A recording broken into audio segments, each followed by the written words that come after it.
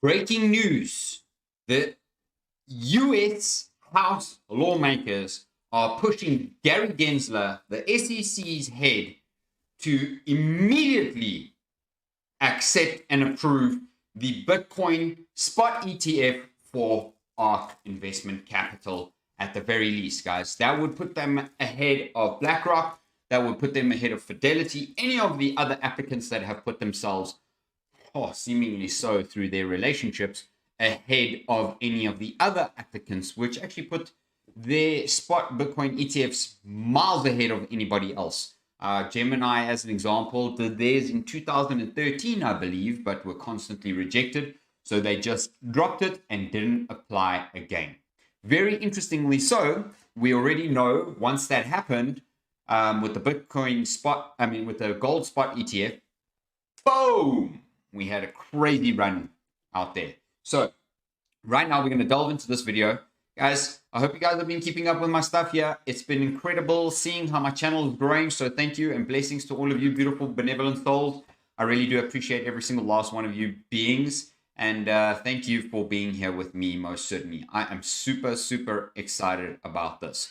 Anyways, let's rock on. Welcome back to the Crypto Bliss Show. I'm Kiara DeCast. Let's rock on with this video, guys. So first things first, let's start off with Microstrategy buying Bitcoin worth $147 million and now holds 158,000 Bitcoin. So they bought an average price of 27,053 per coin, or 9% lower than the average purchase price of its entire BTC purchase, which is amazing. That's how they dollar cost averaging, with bigger numbers at the bottom, right? So while it's sitting here, why would they not invest any more money? So they bought themselves an extra 5,445 Bitcoin, which is absolutely incredible. So here is the official statement from him, and hodls 158,245 BTC acquired for 4.68 billion at an average price of 29,582 per Bitcoin, guys. When this hits $180,000 a Bitcoin, holy smackadoodles. Do you guys even know that number is going to be completely different to what it is today, guys? So I don't know about you, but this is absolutely beautiful and incredible. So a round of applause to Mr. Michael Saylor. Thank you for being a Bitcoin maximalist, essentially, and showing the world exactly that Bitcoin is the #1 asset on this planet. It is the king of assets, I call it, and that's what I personally believe, and clearly so does he. And you guys already know why Bitcoin is the king of assets. It is the #1 most powerful asset on this planet, guys. So anyways, all right, so as you can see here, Tim Draper is a prominent venture capitalist, the founder of Draper University and the creator of Meet the Drapers television series. He invested early in Tesla, SpaceX, and Coinbase, and has 254,000 followers on Twitter. So basically, let me get my second prediction to actually happen, and then we'll move on to other predictions. The Draper told Hall of Fame refusing to be drawn on price predictions for XRP and Ethereum. This makes sense given it's been 6 years since he forecast that Bitcoin would reach about 250,000 by 2022. And saying, yeah, oops, I predicted 250K in 2022. My last night tweet was missing a zero. 250K is the number. So what he's basically saying here, which is not to say it won't happen eventually, but it's pretty far-sighted at the moment because of the way that the US government are stifling the growth by not accepting it for what it actually is. So back in 2014, Draper scooped up around 30,000 Bitcoin, guys, for $19 million after the US Marshals took down Silk Road. Fast forward to today, and those Bitcoin have increased 4,165% at today's price, let alone the all-time high, and let alone much higher prices, in value to be worth about $810.5 million. Around the same time, he made a prediction that Bitcoin would reach about $10,000 in 3 years, and lo and behold, it hit the mark in 2017. Draper explains that he only dropped the 250K prediction because people kept asking after he totally nailed it, his first Bitcoin price guess. The only reason I've given a second prediction was that the first one was so good, I had a lot of pressure to put another one out there. He politely requested a deadline extension on Bitcoin reaching 250,000, with a timeline that would give a university lecturer a heart attack. Give me until the end of June next year, he says. Draper accuses US government of messing up his price prediction. He had expected the growth of blockchain to be reminiscent of the internet era, similar to when he made his earlier investments in companies like Hotmail and Skype. He emphasizes the significant benefit that United States reaped by maintaining a hands-off approach to over-regulating the internet. I expected a lot more light touch, the way Bill Clinton was with the internet. They said, hey, we got the internet. We regulated the internet, and Bill Clinton smartly left it alone. And it was fantastic for the world. So Tim Draper is basically saying to the US government, leave it alone and let it do what it needs to do. Okay, stop trying to control it because it's uncontrollable. And when you release that little bit of stranglehold that you currently have on it, because you'll never be able to hold it down forever, that Bitcoin will absolutely explode, erupt, Hiroshima, you name it. It is going to pop way bigger than they can actually manipulate it and hold it down.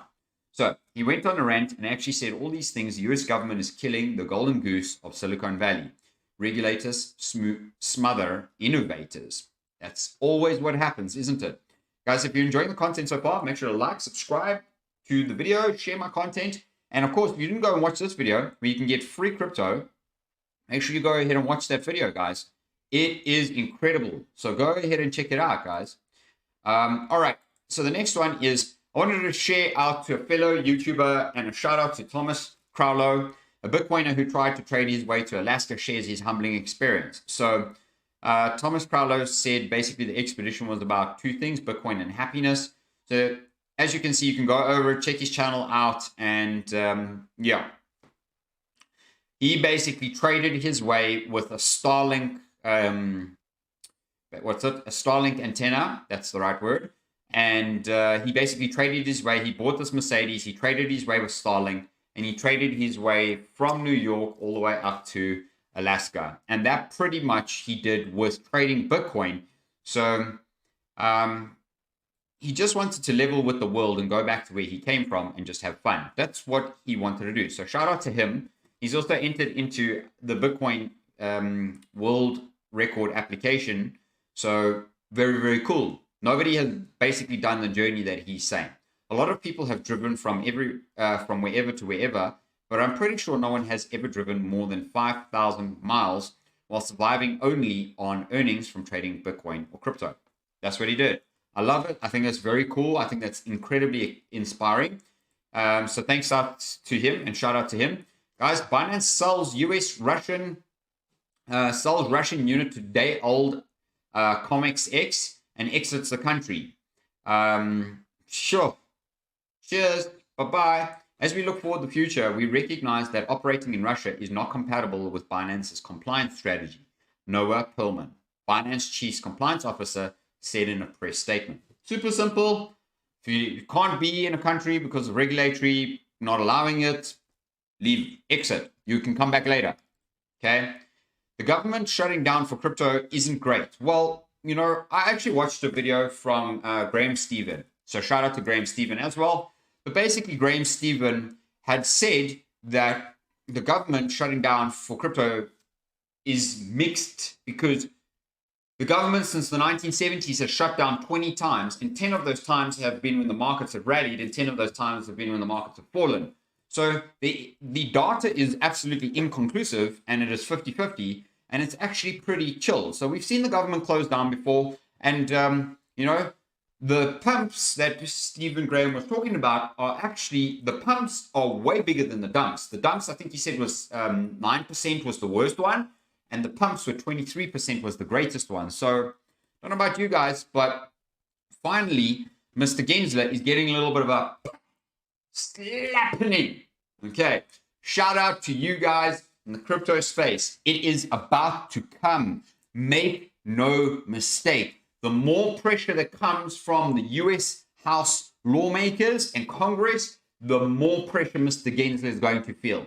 And you can see his snide cheeky looks. He doesn't give rocks, but he is going to get pressure. So he's been pressured by a couple of the guys so 4 members of the House Financial Services Committee, including Tom Emmer,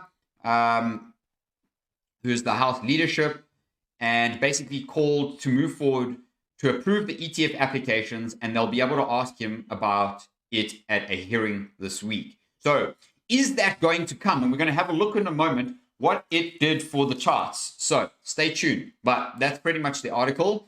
The IRS also proposed a rule on digital asset broking reporting could kill crypto in America. So just a very simple thing here. Nearly 2 years ago, the Infrastructure and Jobs Act passed a bill that expanded broker information reporting to digital asset transactions and mandated Internal Revenue Services rulemaking to implement the statute. Last month, IRS long-awaited proposal arrived, and it could kill crypto in America. Guys, I don't believe this for one moment. This is big-ass FUD, and I'm going to tell you why. Cool, the bill could come out. Do you think that the Republican congressmen are going to allow this to unfold this way? Come on, guys. There are two sides busy fighting here. Okay, one for crypto and one against crypto, or suppression of crypto. And I know which side you're on because you're watching this channel. And because you're watching this channel, in order to support the growth of crypto, you should please go ahead and smash the thumbs up on the video right now and spread the love in the crypto space. So, guys, drawing back to a couple charts I want to go and show you before I finish up the video. Please remember to go ahead and trade crypto with me down below of this video. I will leave pinned in the comments below and in the description of the video 2 links for you. One, my Bitflex link, which you can deposit $100 and get $10 and trade with that $10. Make some crazy gains for yourself. And then the Bybit link is up to a $30,000 deposit bonus. Use those links. Let's go and trade together, guys. I'm beasting my trading, and even more so ever than before in my life. Now, guys, I've been actually trading for about 14 years, and I took a 5-year gap because I did something that made me lose a lot in trading, and it really just like put my psyche at a disposition. And that was all for myself. And then I forgave myself and I realized, and I said, okay, get up and do this again. You know what you're doing. Get up and do it. And ever since I did that, I've been healing my own trauma in my trading, and I've been actually trading like a beast, just like you guys. So if you guys want to learn from me, make sure to subscribe to the channel. I will be releasing some incredible courses at some time soon for you guys. Make sure to stay tuned. Here from Stock Money Lizards, guys. Bitcoin, 200 days to halving. Upside 100% until halving. Target 50K mark. This is the post. So you can see yellow line, vertical lines are the Bitcoin halvings. Then you can see 100 bars from here to the halving. 100 bars from here to the halving. 100 bars from here to the halving. Then 100 bars from here to the halving. Guys, now what you can see is that this is a moment, okay? Because every single time we were 100 bars away from the halving, we started to rally already, okay? Rally, rally, rally. Cool. We had the C19 Black Swan event. Nobody could have predicted that at all. Well, guess what? Probably BG could have, okay? That's why they started selling their stocks before the crash happened, and they were miles ahead of any of us, okay? But rallied like crazy over here. This was the bottom. This was the bottom. This was the bottom. This was the bottom. Where are we right now? It's time for us to start rallying, breaking this level. Okay. Another chart from Stock Money Lizards. Bitcoin pre-halving peaks and Fibonacci retracement levels. Will it be different this time? Who knows? We will see. But you can see here, this is 2011 to 2013. We had the peak. Okay. Boom. Okay. You can see here another peak. Here was the halving. This is what they're talking about. Okay. From the halving, here was the 382 fib. Smashed up here. 2014, 2017. The 382 fib, it shot up to the 618 fib. Boom. And retraced back down to the 38.2 fib. Boom. Smashed up, guys, from that 382 fib. 2017 to 2020, guess what? We were underneath this fib here. This was the rubbish. We know the rubbish that I just spoke about. The Black Swan event. Boom. So we were rejected at that level. Okay. And we pumped up like crazy. Guys, for me, what is going to happen here? Well, guess what? 382 fib. Cool. I don't know if it will happen exactly like this. That would be amazing. But once we reach the halving, literally every single time we reach the halving, boom, smashed up, guys. Smashed up. So I want to show you right now. This could end up coming up to this 382 level, maybe bouncing off of it, something like this even, or even something like this. There's no reason it couldn't do that. But guys, I think we will essentially start to see that beautiful cup and handle pattern formation coming over here during the 2024 bull cycle. Now, I want to go and have a very quick squiz at the Dixie chart and the Bitcoin chart, and then that will be it for the video. So let's go and have a look at the Dixie on the daily, because on the daily, oh no, this is the USD market cap. I don't want that. I want the Dixie.